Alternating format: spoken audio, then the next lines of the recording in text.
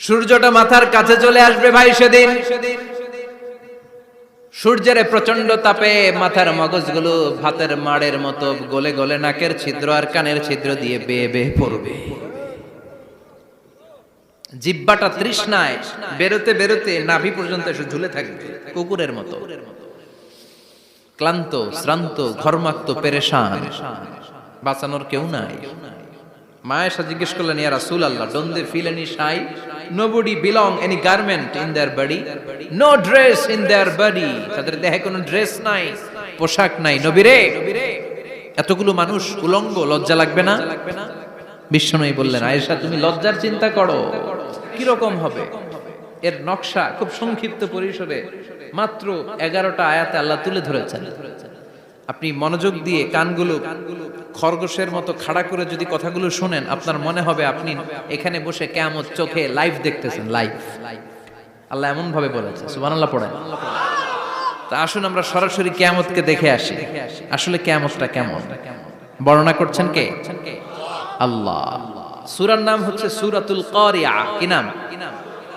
আওয়াজ করে উত্তর দিতে হবে। সূরার নাম আল কারিয়া। চিৎকার মেরে বলেন, সূরার নাম কি? আল কারিয়া। এটা মাক্কি সূরা। কি সূরা? বিশ্বনবীর জীবনের দুইটা পর্ব, একটা মাক্কি পর্ব আর একটা মাদানী পর্ব। এটা মাদানী পর্বে নাজিল হয়নি, এটা নাজিল হয়েছে মাক্কি পর্বে। এই সূরার আয়াত সংখ্যা 11। এটা কোরআনের 101 নম্বর সূরা। এটা আল কোরআন আল কারীমের 30তম পারায় অবস্থিত একটা সূরা। আমাদের অনেকেরই মাশাআল্লাহ মুখস্থ আছে, আছে না? ইমাম সাহেব নামাজে প্রায় পড়ে, অনেকেরই মুখস্থ। শুনতে শুনতে কবে যে মুখস্থ হয়েছে আমাদের নিজেরাও জানি না। সুবহানাল্লাহ পড়ে। কোরআনের ভেতরে খালি বরকত, এটার সাথে লাগলেই বরকত, মসজিদে গেলেই বরকত। মনের অজান্তে আমরা এই সূরাকে মুখস্থ করে ফেলেছি। কিন্তু এই সূরার ভেতরে যে আল্লাহ কোরআনের এত কিয়ামতের এত চমৎকার নকশা এঁকেছেন, এত প্রামাণ্য বর্ণনা দিয়েছেন, এটা আমরা অনেকে জানিই না। আসুন আমরা এই সূরার আলোকে দেখার চেষ্টা করি যে কিয়ামতটা কিরকম হবে। আল্লাহ একটা শব্দকে এই সূরার শুরুতে 3 বার উল্লেখ করে আমাদের দৃষ্টি আকর্ষণ করেছেন। আল্লাহ tried to draw our attention by mentioning 3 times a word, and that is al-qari'ah. আল-কারিয়া শব্দটাকে তিনি 3 বার উল্লেখ করে আমাদের দৃষ্টি আকর্ষণ করেছেন। একটা শব্দ 3 বার বললে মানুষের দৃষ্টি আকর্ষিত হয় না? যেহেতু এটা আরব দেশে নাজিল হয়েছে, আবার মক্কায়, মক্কার লোকেরা আরবি বুঝে, তাদেরকে প্রথম বলা হলো আল-কারিয়া।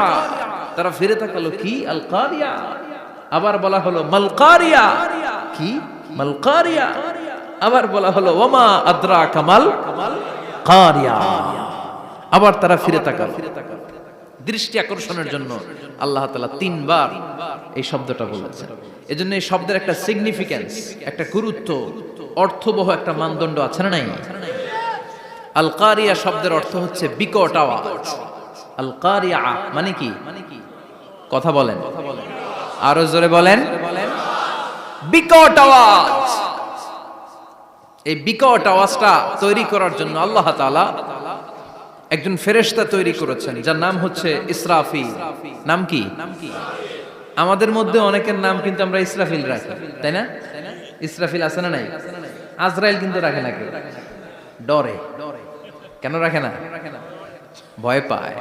কিন্তু ইসরাফিল আছে, আমার পরিচিত অনেকে আছে ইসরাফিল। তো এই ফেরেশতার পা হচ্ছে জমিনের নিচে, মাথা হচ্ছে আকাশের উপরে। এই ফেরেশতার কাজ হচ্ছে ওই বিকট শব্দ তৈরি করা। উনি একটা সাইরেনের মধ্যে ফু দিবেন, হুইসেল দিবেন, ট্রাম্পেট। ওই ট্রাম্পিটে, ওই সাইরেনে, ওই হুইসেলে ফু দিলেই শুরু হয়ে যাবে আল কারিয়া।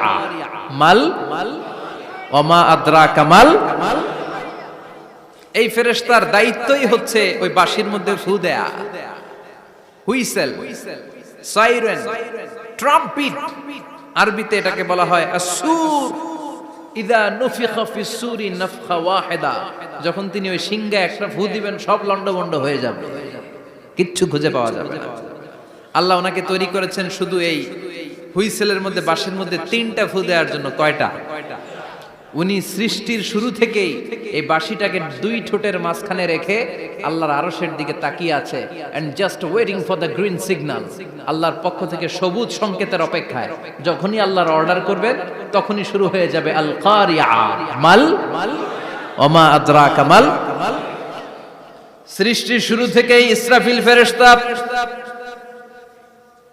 বিশাল সিংহাটাকে দুই ঠোঁটের মাঝখানে করে আরশের দিকে তাকিয়ে আছে, কখন আল্লাহ অর্ডার দিবে। অর্ডার দিতে দেরি, ফুৎকার দিতে দেরি নাই, ঠিক কিনা? বিকট আওয়াজ, গগন বিদারী শব্দ, প্রচন্ড একটা সাউন্ড, জাইগান্টিক সাউন্ড, যে আওয়াজ, যে শব্দ কেউ শুনে নাই। শুনছেন? পৃথিবীতে আপনারা কে সবচেয়ে বেশি আওয়াজের কিছু শুনেছেন? সবচেয়ে বেশি আওয়াজ আপনার জীবনে ঘটেছে কোন জায়গায়? কি দেখেছেন যে অনেক আওয়াজ হয় সেখানে? বলেন তো। হ্যাঁ, বজ্রপাত। বজ্রপাতের আওয়াজ আপনি শুনেছেন, বিকট আওয়াজ, তাই না? বজ্রপাতকে আঞ্চলিক ভাষা আপনারা কি বলেন? হ্যাঁ, ঠেড়া। ঠেড়া অনেক জায়গাতেই বলে ঠেড়া। নোয়াখালীতে বলে ঠেড়া হচ্ছে, হাতের উপরে আল্লাহ ঠেড়া হচ্ছে, আছে না নাই? তো এই যে ঠেড়া, বজ্রপাত, ইংরেজিতে বলে থান্ডার, আসলে এটার আওয়াজ বড় ভয়ঙ্কর, প্রচন্ড আওয়াজ। আচ্ছা, আর আপনি বলেছেন কি, গাড়ির চাকা যদি পাংচার হয়, হ্যাঁ এটা তো আওয়াজ হতে পারে। আমরা মাঝে মাঝে রাস্তায় চড়ি, আমরা দেখি ট্রাকের চাকা যখন পাংচার হয় আমরা লাফ দিয়ে উঠি, বিকট আওয়াজ হয়, ভয় পেয়ে যায়, এতে দুর্ঘটনাও ঘটে, ঠিক কিনা?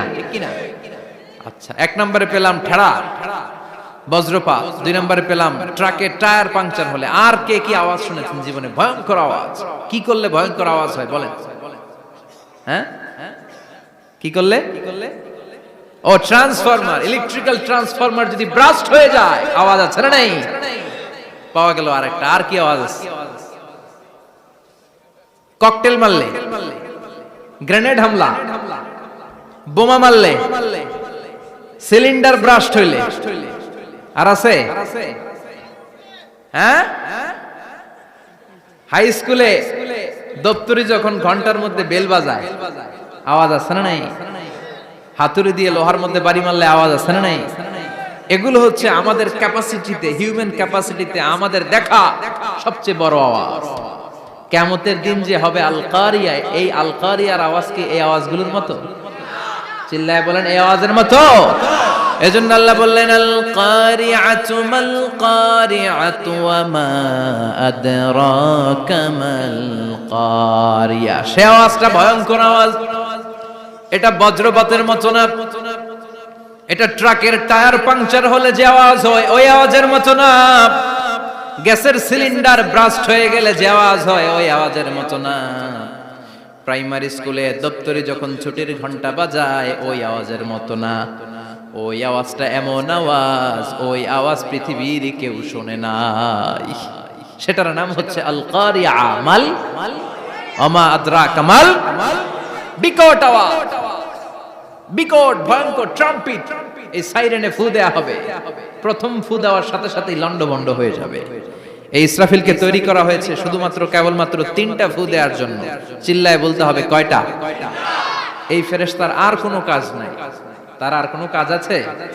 ঠিক যে মুহূর্তে, এখন আমার ঘড়িতে বাজে 9:50, রাত 9:50, ঠিক এই মুহূর্তে যখন আমরা তাফসীর শুনছি, ঠিক এই মুহূর্তেও ইসরাফিল ফেরেশতা সিংহাটাকে দুই ঠোঁটের মধ্যে লাগিয়ে আল্লাহর আরশের দিকে তাকিয়ে আছে। ওই যে সৃষ্টি শুরু থেকে তাকিয়ে আছে, আজ অবধি তাকিয়ে আছে। যখনই গ্রিন সিগন্যাল আসবে মুহূর্তেই শুরু হয়ে যাবে আল কারিয়া মাল ওয়া মা আদরাকা মাল। আল্লাহ বললেন সে আওয়াজটা হবে বড্ড ভয়ঙ্কর। প্রথম ফুৎকার যখন দেয়া হবে এটারে বলে নাফখাতুল ফাজা। দুনিয়ার সব মানুষগুলো অবাক হয়ে যাবে, পুরো পৃথিবীটা কেঁপে উঠবে, পৃথিবীর বিল্ডিং গুলো দুমড়ে মুচড়ে পড়বে, পৃথিবীর বড় বড় যত পাহাড়গুলো আছে তুলার মতো বাতাসে পাহাড়গুলো তুলিত হতে থাকবে। আল্লাহু আকবার। আল্লাহ বললেন ইয়াউমা ইয়াকুনুন নাসু কাল ফারাশিল মাবথুস ওয়া তাকুনুল জিবালু কাল আহিনিল মানফুশ। সেদিন মানুষগুলো বিক্ষিপ্ত পতঙ্গের মতো নিক্ষিপ্ত হবে যখন আল কারিয়া, এই বিকট আওয়াজটা হবে। শুনতেছেন? মনোযোগ আছে? কথা বুঝতে সমস্যা হচ্ছে না তো? 3টা ফুৎকার। কয়টা? প্রথম ফুৎকার দেওয়ার সাথে সাথে মানুষগুলো বিক্ষিপ্ত পতঙ্গের মতো নিক্ষিপ্ত হবে। এই যে আরামসে বসে আছি, তখন আর বসে থাকা যাবে না। কে ধাক্কা খেয়ে কই চলে যাব টেরই পাওয়া যাবে না। আমরা এই যে বসে আছি এর কারণ হচ্ছে গ্র্যাভিটেশনাল একটা ল আছে, পাওয়ার। এটারে বাংলায় বলে মাধ্যাকর্ষণ শক্তি। কি শক্তি? কথা বলেন। কে আবিষ্কার করছে এটা? হ্যাঁ, কে? বিজ্ঞানী নিউটন, আইজাক নিউটন আবিষ্কার করেছে। আপেলকে সে নিচে পড়তে দেখে গবেষণা করে পেয়েছে গ্র্যাভিটেশনাল পাওয়ার। ওইটা থাকার কারণে পৃথিবীর সেন্টার সবকিছুকে নিচের দিকে টানে, নিজের দিকে টানে, ফলে আমরা বসে আছি। কিন্তু এই মাধ্যাকর্ষণ শক্তির বাইরে যদি আমরা আকাশে উঠে যাই, আর কিন্তু কোনো টানাটানি নাই, আপনি শূন্যে ভেসে থাকবেন। নভোচারীরা মহাশূন্যে যে ভেসে থাকে, কিয়ামতের ওই ধাক্কার ভাইব্রেশন যখন শুরু হয়ে যাবে, পুরো পৃথিবীটা মুহূর্তের মধ্যে কেঁপে উঠবে। এমন কম্পন, এমন আওয়াজ পৃথিবীবাসী এর আগে আর শোনে নাই। একটা ধাক্কার চোটে মানুষগুলো ছিটকে কে যেন কই পড়ে যাবে, কেউ টের পাবে না। কে কই চলে গেছে হিসাব নাই। সব থাকবে ওই টাইমে। সব থাকবে না? কেউ থাকবে টয়লেটে, কেউ থাকবে ঘুমে, কেউ থাকবে বাজারে। আপনাদের নিমসার বাজার তো থাকবে তখন, না থাকবে? কই যে লন্ডভন্ড হয়ে যাবে হিসাব নাই। কে যে কোথায় ছিটকে পড়বো আমরা জানি না। বিক্ষিপ্ত পতঙ্গের মতো আমরা নিক্ষিপ্ত হব। শীতকালে আমার দেশের ছেলেরা রাত্রে বেলা ব্যাডমিন্টন খেলে, র্যাকেট খেলে না? নিমসারে বোধহয় খেলে টেলে না, খেলে। তো ওরা বাঁশ গেড়ে দেয় ক্ষেতের মাঝখানে। কি গাড়ে? এরপর বাঁশের মধ্যে লাগায় কি? লাইট। লাইট গুলো লাগালে দেখবেন ক্ষেতের গ্রামের পোকাগুলো এসে লাইটের মধ্যে ছিটকে ছিটকে পড়ে। আমাদের অবস্থায় পোকার মতো হবে তখন। আল্লাহ সেটাই বললেন, ইয়াউমা ইয়াকুনুন নাসু কাল ফারাশিল মাবসুস, বিক্ষিপ্ত পতঙ্গের মতো মানুষগুলো নিক্ষিপ্ত হবে। ওয়া তাকুনুল জিবালু কাল ইহনিল মানফুশ, তুলাকে যখন পিটানো হয়, ধ্বনিত করা হয়, দেখবেন তুলার ছোট ছোট কণা বাতাসের মধ্যে ভাসতে থাকে। ফু মারলে আরো দূরে যায়, আরো বাতাস আসলে উড়ে উড়ে যে কোথায় চলে যায় টের পাওয়া যায় না। সুবহানাল্লাহ। বিশাল বিশাল পাহাড়গুলো এরকম ধ্বনিত তুলার মতো শূন্যে উঠতে থাকবে, একটা পাহাড়ও টিকবে না। বাংলাদেশের সবচেয়ে বড় পাহাড়ের নাম কি জানেন? তাজিংডং পর্বত। কিন্তু সবচেয়ে বড় পাহাড় হচ্ছে গারো পাহাড়, ময়মনসিংহের। ওটা থাকবে কিয়ামতের দিন। আল কারিয়া, আল কারিয়ার সময় টিকবে ওইটা। তাজিংডং বিজয় সবচেয়ে বড় পর্বত শৃঙ্গ। কোথায় এটা? বান্দরবান। এটা টিকবে? কেউকারাডাং একটা আছে না? চিম্বুক আছে না? টিকবে? টিকবে না। পৃথিবীর সবচেয়ে বড় পাহাড় মাউন্ট এভারেস্ট নেপালে 29,035 ফিট উঁচু, টিকবে? ইউরোপের সবচেয়ে বড় পাহাড় আল্পস পর্বতমালা টিকবে না। আমেরিকার সবচেয়ে বড় পাহাড় আলাস্কা পর্বতমালা টিকবে না। আরব বিশ্বে বিশাল একটা মাউন্টেন রেঞ্জ আছে, ওইটার নাম তুর পাহাড়, ওইটাও টিকবে না। একটা পাহাড়ও থাকবে না। পাহাড়গুলো ভেঙে দুমড়ে মুচড়ে তুলার মতো ধ্বনিত হতে থাকবে। চিৎকার করে পড়েন আল্লাহু আকবার। এই যে 5 তলা 7 তলা 10 তলা দেদারসে টাওয়ার উঠতে শুরু করেছে, বিল্ডিং বাড়তে শুরু করেছে। কিয়ামত যখন শুরু হবে, আল কারিয়া যখন শুরু হয়ে যাবে, রব্বুল আলামিন পুরো পৃথিবীটারে ধরে একটা ঝাঁকুনি মারবে। ওই ঝাঁকুনির চুটে 8 তলা 10 তলা বিল্ডিং গুলো টিকবে নাকি? 30 তলা 50 তলা হলে তো আর ভাঙবে না। বুর্জ আল খলিফা ভাঙবে না। দুবাইয়ের বুর্জ আল খলিফা সবচেয়ে উঁচু টাওয়ার এটা। কিংডম টাওয়ার এটা নাকি আরো উঁচু হবে, 1000 মিটার উঁচু হবে। তাইপেডাং 101, মালয়েশিয়ার Petronas twin tower, Shanghai tower, Kaaba ঘরের পাশে বুর্জ আল খলিফা, যেটারে সবাই বলে জমজম টাওয়ার, টিকবে? কথা বলেন, টিকবে? আল্লাহ বললেন, ইদা জুলজিলাতিল আরদু জিলজালাহা ওয়া আখরাজাতিল আরদু আসকালাহা ইদা রুজ্জাতিল আরদু রাজ্জান ওয়া বুসাতিল জিবালু বাসসা। সেদিন পৃথিবীটারে কাঁপিয়ে দেয়া হবে, পুরো পৃথিবী নড়ে চড়ে উঠবে, টাওয়ারগুলো ভেঙে খান খান। পাহাড়গুলো ভেঙে দুমড়ে মুচড়ে যাবে, মানুষগুলো বিক্ষিপ্ত পতঙ্গের মতো নিক্ষিপ্ত হবে, সাগরের পানির মাঝখানে দাউ দাউ দাউ দাউ দাউ দাউ করে আগুন জ্বলতে শুরু করে দিবে। আল্লাহু আকবার। নকশা কে দিছেন আল্লাহ? নকশা কে দিছেন না? সুবহানাল্লাহ পড়েন। আবার আল্লাহ বললেন ফাইদা বারিকাল বাসারু ওয়া খাসাফাল কামারু ওয়া জুমিআশ শামসু ওয়াল কামারু ইয়াকুলুল ইনসানু আইনাল মাফার। সেদিন মানুষের চোখ হবে ছানা বড়া, চন্দ্র সূর্যে কোনো আলো থাকবে না, মানুষগুলো দিক বিদিক পাগলের মতো দৌড়াবে, সবার মুখে এক কথা, পালাবো কই? পালানোর জায়গা আছে নাকি শুধু বাংলাদেশের এই সাইডটাতেই কিয়ামত হবে? সৌদিতে আর হবে না? হ্যাঁ, আমেরিকায়? আমেরিকায় কেমনে হবে? ওদিক তো ডোনাল্ড ট্রাম্প থাকে। হ্যাঁ, আমেরিকাতেও হবে, জাপানে হবে, ইন্ডিয়াতে হবে, গোটা বিশ্বে একসাথে কাপাকাপি আর এই ধ্বংসলীলা শুরু হয়ে যাবে। চিৎকার করে বলেন ঠিক কিনা? আল্লাহ বলেন ইয়াউমা নাতমিস সামা কাতাইয়িস সিজিল লিল কুতুব। আকাশ আর আকাশ থাকবে না, কাগজ যেমনি আমরা এরকম ফোল্ড করে ফেলি, ভাঁজ করে ফেলি, মন চাইলে কাগজকে যেমনি আমরা এরকম হাতের মধ্যে গুটিয়ে নেই, সেদিন আকাশটারে হাতের মধ্যে গুটিয়ে নিবে কে? মানুষগুলো পাগলের মতো দৌড়াবে। কেউ থাকবে টয়লেটে, কেউ হসপিটালে, কেউ মাজারে, কেউ বাজারে, যে যেখানে থাক, শুরু হয়ে যাবে কিয়ামতের এই ভয়াবহ দৃশ্য। দুধের বাচ্চাকে রেখে দিয়ে মা দৌড়ে পালাবে। দুধের বাচ্চা রেখে মা কোথাও যায়? কলিজার টুকরা এটা, দুধের বাচ্চা, এটারে ফেলে মা কোথাও যায় না। কিন্তু কিয়ামতের এই ঝাঁকুনির দৃশ্য দেখে আল কারিয়া মাল ওয়া মা আদরাকা মাল, এই দৃশ্য দেখে দুধের বাচ্চারে রেখে মা দিবে দৌড়। অনেক গর্ভবতী মহিলা থাকবে এই কিয়ামতের সময়ে, যাদের পেটের ভেতরে 2 মাসের বাচ্চা, 3 মাসের বাচ্চা, অপরিপক্ক অপরিণত, বাচ্চাটা এখনো বড় হয় নাই, কোন বাচ্চার হাত পা এখনো হয় নাই। কিয়ামতের এই ভয়ঙ্কর দৃশ্যটা দেখে জায়গার মধ্যে 3 মাসের অপরিণত বাচ্চাটা ডেলিভারি হয়ে যাবে। আল কারিয়া মাল কারিয়া ওয়া মা আদরাকা মাল। পৃথিবীর যখন এইরকম দৃশ্য, আল্লাহ তাআলা ইসরাফিলকে বলবেন, ইসরাফিল তোর তো 3টা ফুৎকার দেওয়ার দায়িত্ব ছিল, দিয়েছে কয়টা? চিল্লায় বলেন কয়টা? এবার আল্লাহ বলবেন এবার দ্বিতীয় ফুৎকার দে। কয় নাম্বার ফু দিবে? ওই ফু দেওয়ার সাথে সাথে ইসরাফিল প্রথম ফুৎকার দিয়ে জায়গা মতো এরকমই দাঁড়ায় থাকবে, আবার যখন গ্রিন সিগন্যাল পাবে মুহূর্তের মধ্যে আরেকটা ফু দিয়ে দিবে। ফু দেওয়ার সাথে সাথে পৃথিবীর সব মানুষগুলো মরে শেষ। কেউ থাকবে?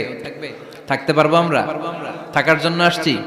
একদিন মাটির ভেতরে হবে ঘরে মন আমার, কেন বান্ধ দালান ঘর, প্রাণ পাখি উড়ে যাবে পিঞ্জর ছেড়ে,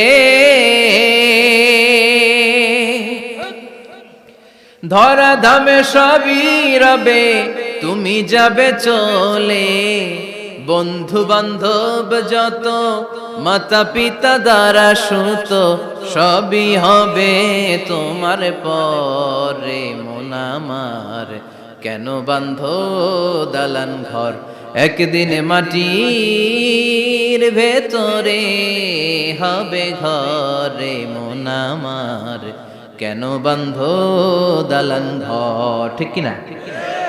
এই গানের কথামালাটা খুব সুন্দর না? আখিরাতের রিমাইন্ডার আমাদেরকে দেয়। এই যে দুনিয়া দুনিয়া, টাকা পয়সা আরো লাগবে, আরো কামাবো, এটাতে আমার হবে না, আরো চাই আরো চাই। এই প্রতিযোগিতা, এই কম্পিটিশন, ওর 5 তলা আমার লাগবে 7 তলা, ওর আছে 20 লাখ আমার লাগবে 30 লাখ, প্রতিযোগিতা আছে না নাই? এগুলো আমাদেরকে পাগল বানিয়ে দিয়েছে, মোহাচ্ছন্ন করে ফেলেছে। পৃথিবীটা আসলে একটা মরিচিকা, ধোঁকা, লোভ লালসা, আজ আছে কাল নাই। 2 নাম্বার ফুৎকার দেওয়ার সাথে সাথে পৃথিবীর সব শেষ। মালাকুল মাউত পৃথিবীর সব মানুষের রূহ কবজ করবে। আল্লাহ বলবেন মালাকুল মাউত আখবিরনি মাইয়াবকা, আমাকে বল আর কে আছে। মালাকুল মাউত বলবে পৃথিবীর সব মানুষের রূহ কবজ করে শেষ কেউ নাই। মানুষবিহীন পৃথিবী, মানুষের কোলাহলে পৃথিবীটা মুখরিত থাকতো এতদিন। গোটা পৃথিবী ব্যাপী মানুষের কোলাহল, ওই যে সাইয়েদনা আদম থেকে শুরু হয়েছে আর থামে নাই। মানুষ আর মানুষ, মানুষ আর মানুষ, সব মানুষ শেষ। আল্লাহ আশরাফুল মাখলুকাত একটারও রাখি নাই, সব শেষ। শুধু আছে জিন জাতি। আল্লাহ বলবেন যাও এবার জিন জাতি ধরো, জিনদের রূহ কবজ করো। মালাকুল মাউত কিন্তু জিনদের রূহ কবজ করে। ওমা খলাকতুল জিন্না ওয়াল ইনসা ইল্লা লিয়াবুদুন। জিন জাতি আর মানব জাতি, এই দুই জাতিকে আল্লাহ তাআলা তৈরি করেছে কার ইবাদতের জন্য। আমরা যেমনি নামাজ পড়ি, জিনেরাও নামাজ পড়ে। আমরা যেমনি রমাদানের রোজা রাখি, জিনেরাও রমাদানের ফরজ রোজা রাখতে হয়। আমরা যেমনি হজ করি, জিনেরাও হজ করে। আমরা যেমনি আরাফার দিনে কাঁদতে কাঁদতে আল্লাহর কাছে দোয়া করি, আল্লাহ লাব্বাইক করে, জিনেরাও পড়ে। আমরা দেখি না, এদের দেখা যায়? দেখা যায় না। জিসমুন নারিয়ুন, আগুনের তৈরি ওদের দেহ। ইয়াতাশাক্কালু বিআশকালিন মুখতালিফা, বিভিন্ন কালার ধারণ করতে পারে, বিভিন্ন রং ধারণ করতে পারে। জিনের সংজ্ঞা হচ্ছে জিসমুন নারিয়ুন ইয়াতাশাক্কালু বিআশকালিন মুখতালিফা, আগুনের তৈরি এক সৃষ্টি। বিভিন্ন সূরত তারা নিতে পারে, মানুষের সূরত নিতে পারে, প্রাণীর সূরত নিতে পারে, ঠিক কি না? মালাকুল মাউত জিন জাতি হত্যা করতে শুরু করবেন, রূহ কবজ করবেন। করতে করতে সব শেষ। খারাপ জিনদের সর্দার হলো ইবলিস। সব জিনদেরকে মারতে যত কষ্ট দেয়া হয়েছে, সবচেয়ে বেশি কষ্ট দিয়ে ইবলিসের রূহ কবজ করে ফেলা হবে। ইবলিস আর নাই, মানুষও নাই, জিনও নাই, পশু পাখি কিচ্ছু নাই। আল্লাহ বলবেন ইয়া মালাকাল মাউত আখবিরনি মাইয়াবকা, অনেক দায়িত্ব পালন করেছিস তুই। মানুষ মারলি, জিন মারলি, মৎস্যকুল মারলি, পাখি মারলি, সব মারলি, এবার আর কে বেঁচে আছে বল? মালাকুল মাউত বলবে আল্লাহ আর কেউ নাই, খালি ফেরেশতারা আছে। কারা আছে? মালাইকা। আল্লাহ বলবে যা এবার ফেরেশতাদের গোষ্ঠী শেষ কর। মালাকুল মাউত একটার পর একটা ফেরেশতার রূহ কবজ করবে, একটার পর একটা, একটার পর একটা করতে করতে সব ফেরেশতা। ফেরেশতাদের সংজ্ঞা হচ্ছে জিসমুন নূরিয়ুন ইয়াতাশাক্কালু বিআশকালিন মুখতালিফা, আলোর তৈরি, নূরের তৈরি একটা দেহ, চাইলে বিভিন্ন সূরত ধারণ করতে পারে। জিন আর ফেরেশতার পার্থক্য বুঝেছেন? জিন কিসের তৈরি? আগুন, জিসমুন নারিয়ুন। আর ফেরেশতা হচ্ছে জিসমুন নূরিয়ুন, নূর দিয়ে তৈরি। একের পর এক ফেরেশতা সবার করা হবে। এবার আল্লাহ বলবেন ইয়া মালাকাল মাউত আখবিরনি মাইয়াবকা, আর কে কে বেঁচে আছে বল। মালাকুল মাউত বলবে মাবুদ কেউ নাই, মানুষ নাই, জিন নাই, ফেরেশতাও নাই, শুধু আমার তিনজন কলিগ বাকি। কয়জন? জোরে বলেন কয়জন? জিব্রাইল বাকি, ইসরাফিল বাকি, মিকাইল আর আমি আজরাইল। আল্লাহ বলবে মিকাইলের রূহ কবজ করে নিয়ে আয়। যে মিকাইল আমার আদেশে পৃথিবীতে বৃষ্টি ঝরাতো, আমার আদেশে ক্ষেত খামারে ফসলের ব্যবস্থা করে দিত, আমার আদেশে মানুষের রিজিকের হিসাব রাখতো, এই মিকাইলের রূহ কবজ করে নিয়ে আয়। এক নাম্বার কলিগ শেষ। কলিগ বুঝেন তো? সহকর্মী। কলিগ মানে কি? সহকর্মী। এক নাম্বার কলিগ নাই। আল্লাহ বলবে যা এবার ইসরাফিলের রূহ কবজ কর। ইসরাফিল ফেরেশতা তখনও আল্লাহর আরশের দিকে ঠোঁটের মাঝখানে বিশাল সিংহটা নিয়ে তাকিয়ে আছে। ওই মুহূর্তে মালাকুল মাউত যে সালাম দিয়ে রূহটা কবজ করে ফেলবে। ইসরাফিলও নাই, ইসরাফিলও নাই। আল্লাহ বলবে যা দুনিয়ার সব নবীদের কাছে ওহী দিয়ে, কোরআন দিয়ে, ইনজিল দিয়ে, তাওরাত দিয়ে, জাবুর দিয়ে আমি যেই ফেরেশতারে পাঠাতাম, ওই রূহুল আমিন জিব্রাইলের রূহটাও কবজ করে নিয়ে আয়। জিব্রাইলের রূহ কবজ হয়ে যাবে। এবার তিনজন কলিগই শেষ। আছে কেউ? আছে? এবার আল্লাহ বলবে ইয়া মালাকাল মাউত, হে মৃত্যুর ফেরেশতা আখবিরনি মাইয়াবকা, মহাবিশ্বে আর কে কে আছে বল। আজরাইল বলবে কেউ নাই, মানুষ নাই, জিন নাই, ফেরেশতা নাই, আমার কলিগরাও নাই, আমি বড় একা। এখন আমি একা হয়ে গেছি। আল্লাহ আসি শুধু আমি। মালাকুল মাউত তোমার হুকুমের গোলাম। আর আনতাল হাইয়ুল কাইয়ুম, তুমি শাশ্বত চিরঞ্জীব, তুমি তো মরবা না, আমি আছি। ভাবছে উনিও থাকবে, উনি আর আল্লাহ থাকবে। আল্লাহ বলবে মালাকুল মাউত এবার তুই মর, এবার তুই মর। এই কথা শুনে মালাকুল মাউতের খিচুনি উঠে যাবে। আজীবন মারছে, আজকে মরবে। খিচুনি উঠে যাবে, জ্বর এসে যাবে, কাঁপুনি ছুটে যাবে, কাঁপতে থাকবে। আল্লাহ বলবেন কাঁপাকাঁপি করে লাভ নাই, মর। মালাকুল মাউত বলবে মাবুদ এইটা আবার কেমন কথা, সবাই রে আমি মারলাম, আমি মরুম কেন? আমি না মারছি, আমি না মেরেছি, আমি মরবো কেন? আল্লাহ বলবেন কথা নাই, মর। ও আল্লাহ আমি কেন মরব? আমি না দুনিয়ার সবাই রে মারলাম। আল্লাহ বলবেন কুল্লু নাফসিন যায়িকাতুল মাউত, পৃথিবীর প্রতিটা আত্মারে মৃত্যুর স্বাদ নিতে হবে রে মালাকুল মাউত, তুইও মরবি, মর। কাঁপতে কাঁপতে আল্লাহ বলবে জান্নাত আর জাহান্নামের মাঝ বরাবর যে দাঁড়া।